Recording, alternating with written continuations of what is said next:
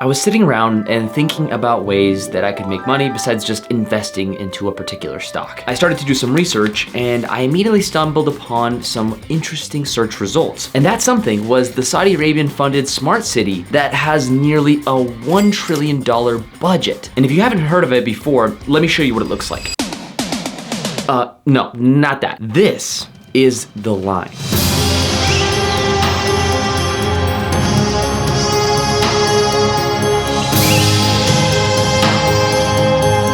It's a giant linear city with a glass-like outer structure that is starting construction and is going to be a long 170 kilometers or 110-mile wall that is run on completely renewable energy. It will be self-sustaining with its own enclosed ecosystem. It will have no cars or any other pollutants and will house at least 9 million people. And what it sounds like to me is either a lot of overhyped nonsense piled into an overpriced utopian fantasy, or if they're actually able to pull this off, it will be a new wonder of the world.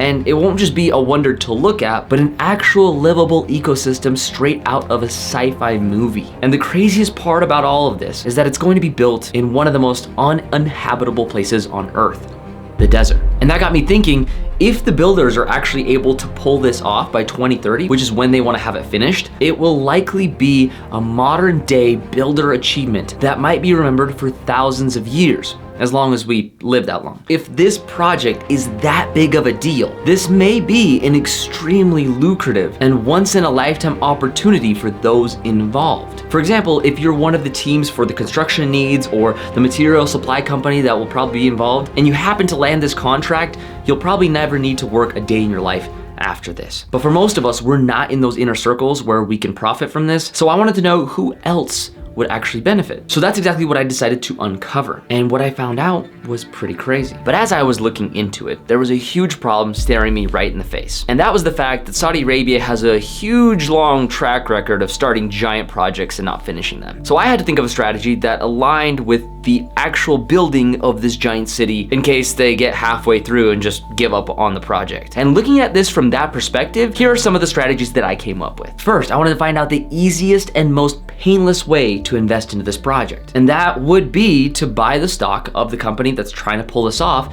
aka NEOM, which unfortunately for us isn't on the public market yet. But they did announce that they might come on the market in 2024. So if you're watching this in the future, they already might be on the public market. They also set aside $80 billion to invest in any of the companies that decide to put money into this project. And unfortunately, there haven't been a lot of announcements on that front yet, but I'm sure there will be soon since it's a win-win for anyone involved. Then of course, there is a slightly higher risk, higher reward option for those that want to invest indirectly into this. For example, you could buy companies that already do business with Saudi Arabian government and seeing which of those companies might be able to do a construction project like this, especially if they've already done business in the past on different construction projects. That could be a good clue on who could win these contracts. Think about it. The companies that will be building underneath or in the city, things like the electrical wiring that's going to be required, or the outer or inner walls, maybe the plumbing or the railways that they'll need. All of these are going to be huge projects that will also likely take up a big chunk of that $1 trillion budget. So who is likely to get these type of contracts? Well, I dove deep into the organization that actually will make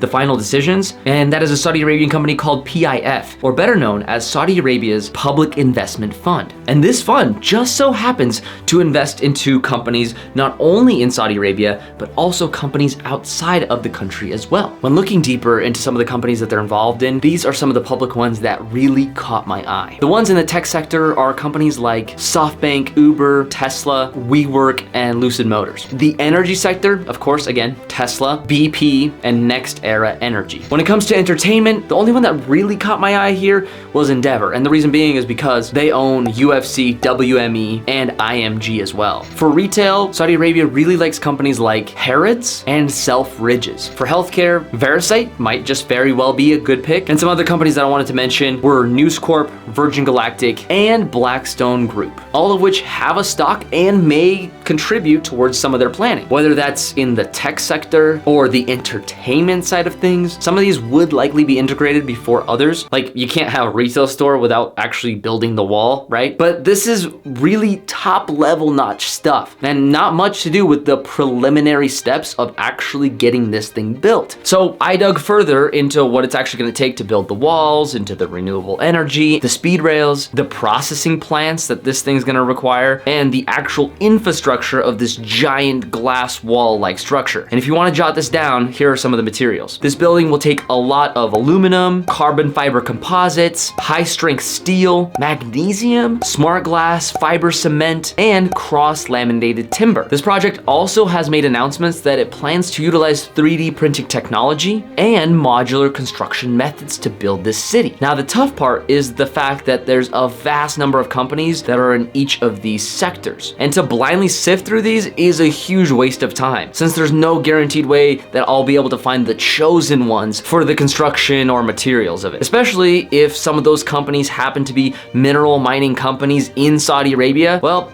you're out of luck because you can't even invest in those unless you live in Saudi Arabia. Which is why, rather than just trying to throw a dart at a wall and trying to guess which company might come out as the clear winner, it's best to just buy ETFs and particular stocks in these sectors that are already succeeding in terms of size and cost efficiency, and that also might have a consistent track record. Personally, this is what I would do. I'd go the ETF route and pick a small handful of companies that produce high quality materials like smart glass and fiber cement. For smart glass technology, companies like Corning and View come to mind. When it comes to fiber cement companies, Owens Corning and James Hardie Industries are both good picks in my opinion. So now you can see that there are a ton of different ways to play this to win big.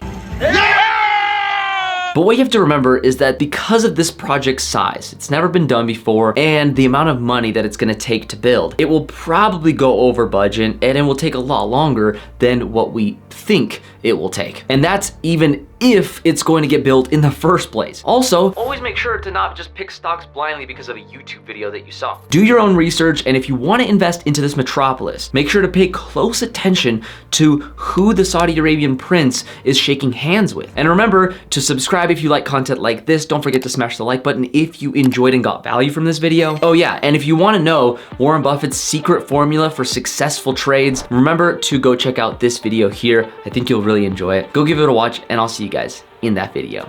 Peace out.